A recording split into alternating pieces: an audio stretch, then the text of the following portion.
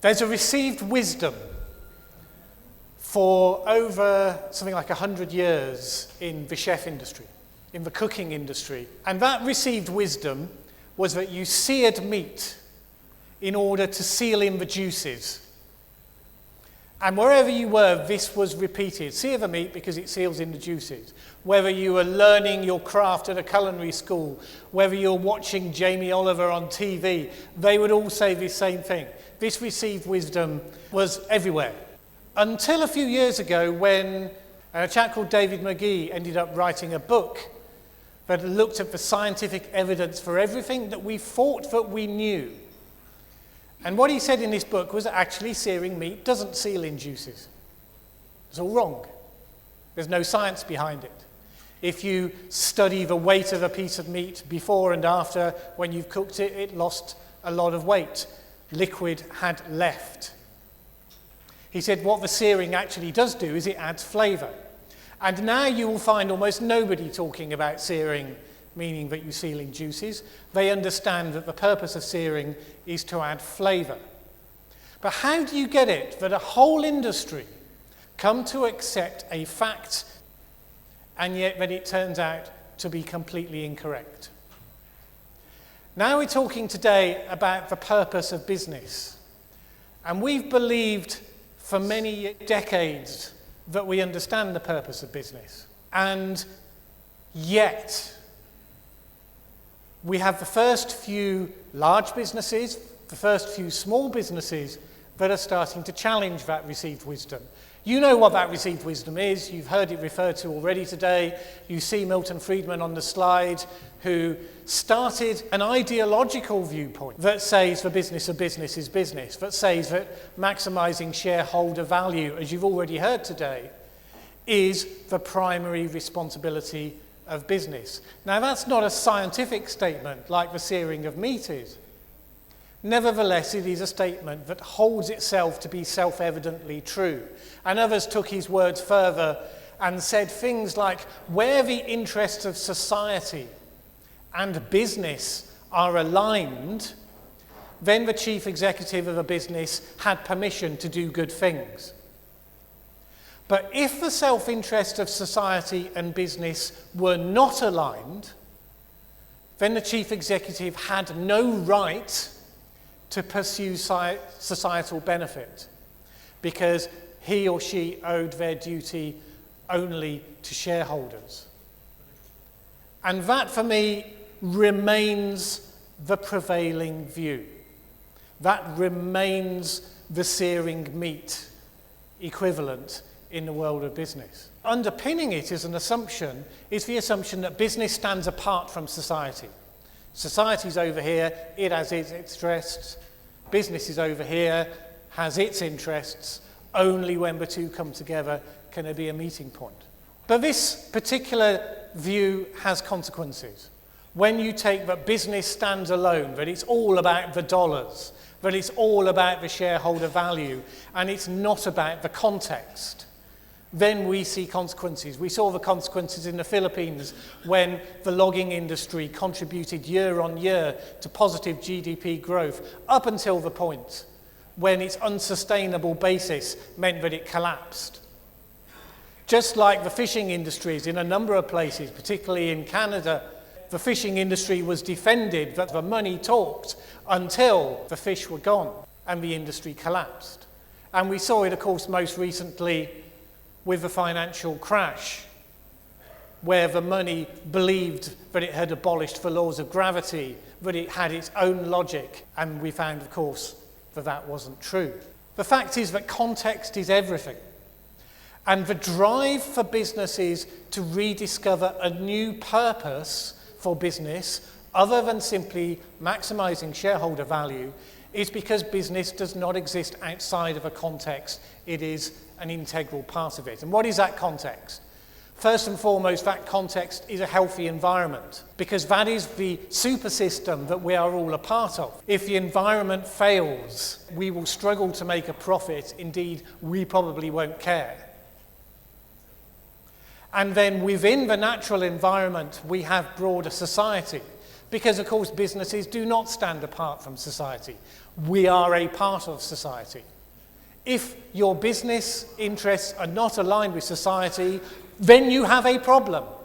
Now, in the past, we responded to that dilemma with what we call corporate social responsibility. Various practitioners have struggled to find other names that they were happier with, but the key principle was that there were things that businesses did to seek to mitigate the negatives and to accentuate the positives from their pursuit of maximizing shareholder value.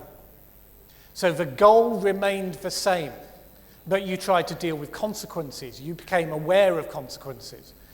If you're a company that deals with seafood, you understand that you have no product if there are no fish. It's as simple an equation as that. So on the one hand, businesses create impact. Under CSR, they seek to mitigate the negative impacts and hopefully accentuate the positives. Businesses also have capacity to solve problems, wider problems that society faces.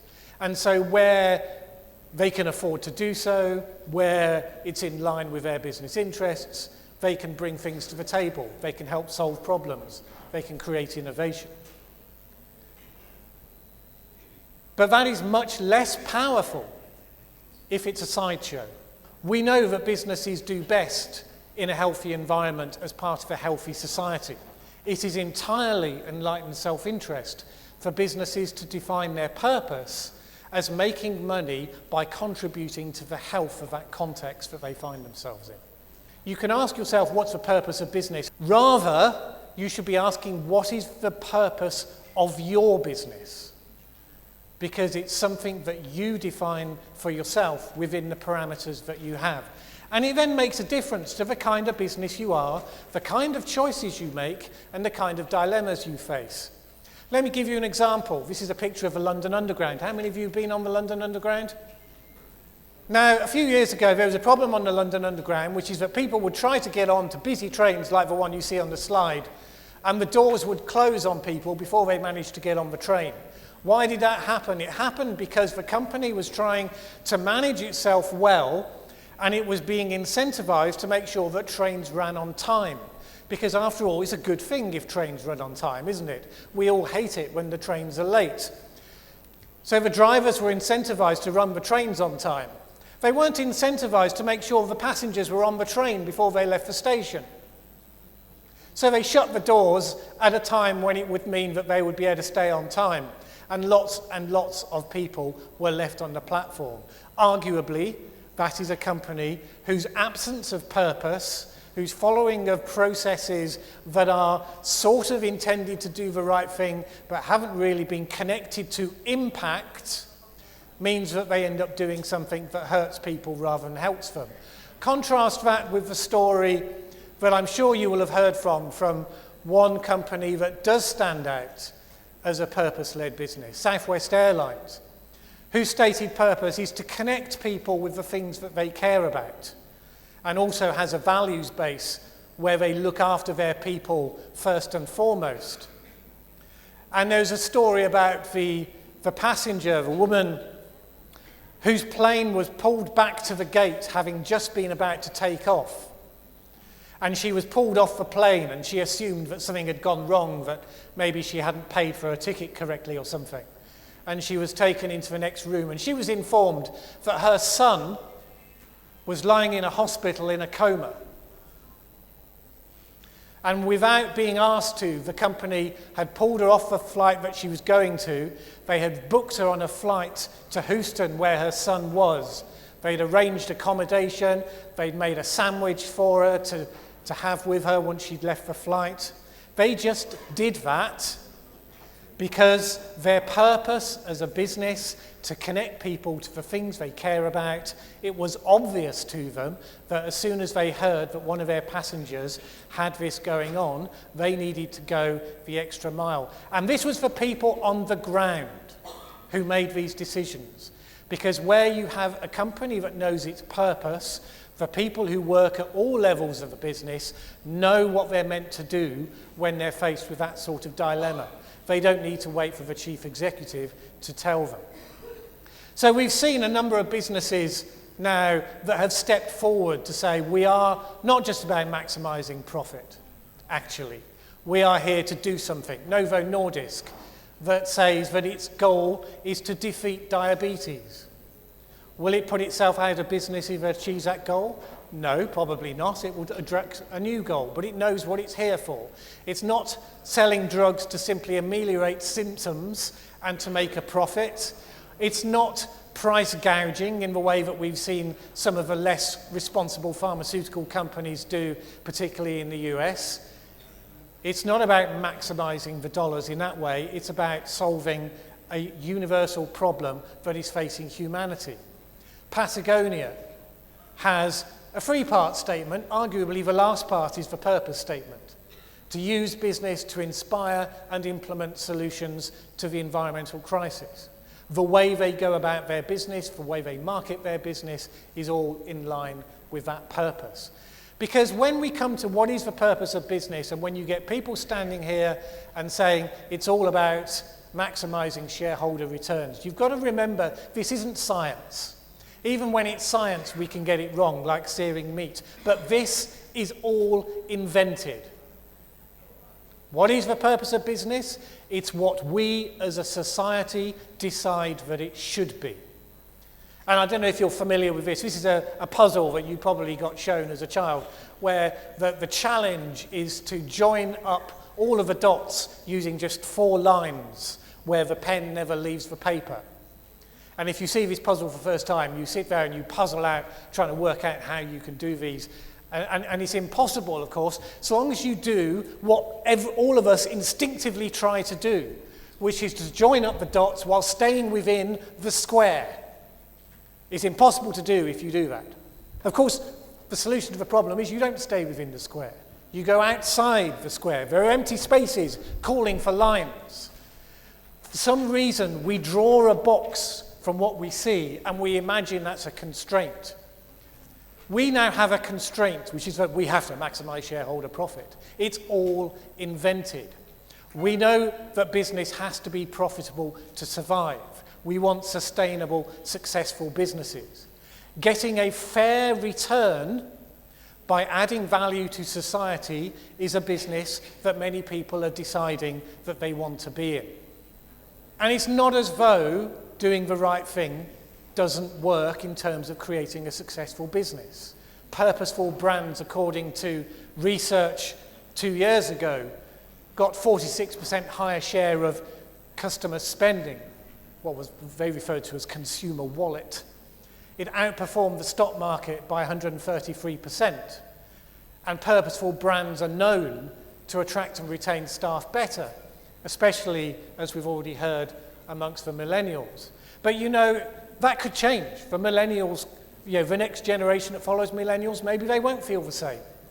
Ultimately, you as businesses, pragmatic entities that have to look and see the world the way that it really is, have to look beyond what's going to appeal merely to the consumers of today. Because the environment is about science, and the environment doesn't give a damn about our consumer sentiment. It's entirely possible for us to go over the edge of the abyss, pointing fingers at each other and blaming each other as we go. And that clearly is something we're trying to avoid. Now, it's not to say that all you need is a business that adopts a purpose and then success inevitably follows. You have to be clear-sighted and evidence-based on what your purpose is and whether it's needed.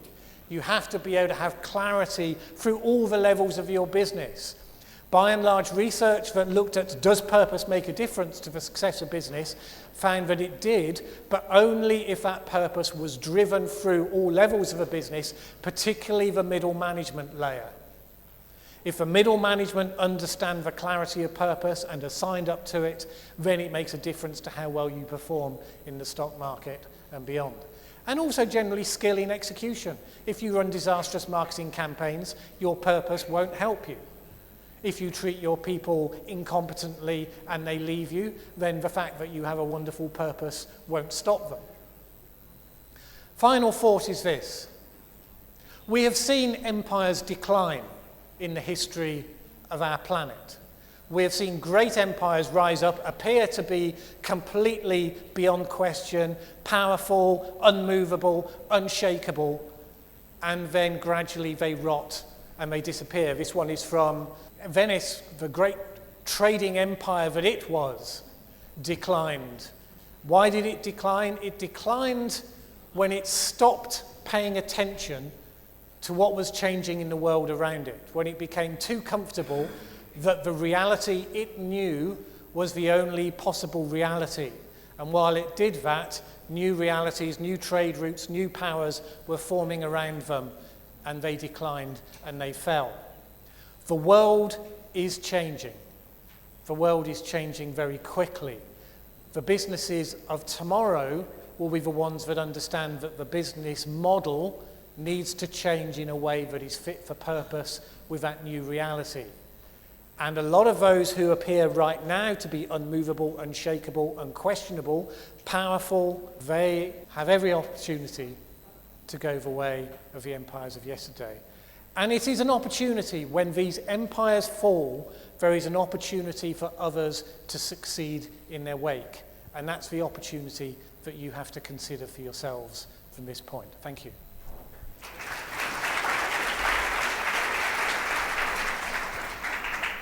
We have time for a few questions. I'm going to ask Mallen first. First, thank you very much, both of you, for very inspiring talks. But isn't purpose really another word for, again, PR? How can we distinguish between businesses having a purpose that includes social impact with a company having another way to make its name shine in the media and things like that? If it isn't at the root of your purpose as a business, then it will show. If it's simply a marketing ploy, then people will sniff that out relatively quickly, because as soon as you're faced with any kind of dilemma, you will choose according to the bottom line as according to your purpose. And that's what we see when we see businesses that are seriously committed to their purpose, but when they face a dilemma, they do the right thing by that purpose rather than what seems to be the natural thing. I mentioned Southwest Airlines. I mean, you couldn't get a bigger example in September the 11th, when suddenly almost nobody was flying anymore. The fact that their values said that they valued their people, that they stood by their people. They were the only US airline that didn't lay off large numbers of their own people in the immediate aftermath of September the 11th. And they said, we can't do this forever, but these are our values. Our values are our values. We will stand by them for as long as we possibly can. And ironically, it meant that they were the only American airline that stayed profitable through that period, and they recovered quicker than any other because suddenly they had a workforce that was highly motivated to succeed because their company had stood by them, had delivered on its promise, and they wanted to do the same. But nobody knew that was going to happen when Southwest Airlines did it. They did it because it's the right thing to do. Let's entertain the other argument that you started with, which is really if a business does what it does best. You talked about Milton Friedman. So if a business concentrates only on doing business, on the purpose of making money legally within the interest of the shareholders, so they do not interfere in the business of others. They do not interfere in what a school does. They don't interfere in what a hospital does. They don't interfere in what government does. A government does government job most properly. A school does school stuff most properly. A university does university stuff most properly. So why would a business interfere into areas which they are not experienced in?